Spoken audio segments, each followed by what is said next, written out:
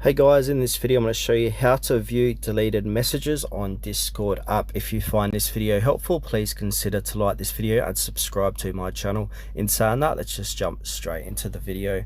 Okay, so what we need to do is open up Discord as we normally would. Now make sure to sign into your account. Then from here, click onto the U button on the bottom right hand corner of the page.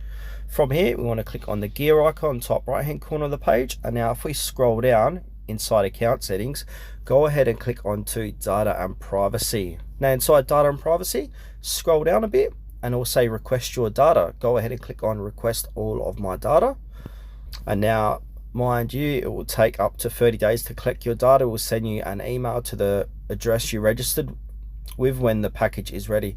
If you'd like to submit a request a subset of your data, you can do that on our web client. Now if you want to go ahead and click on request my data, and now in your submit data request, you're going to get information about your account, servers you joined, list of friends and blocked users, login history, messages, saved images, avatars, and profile details.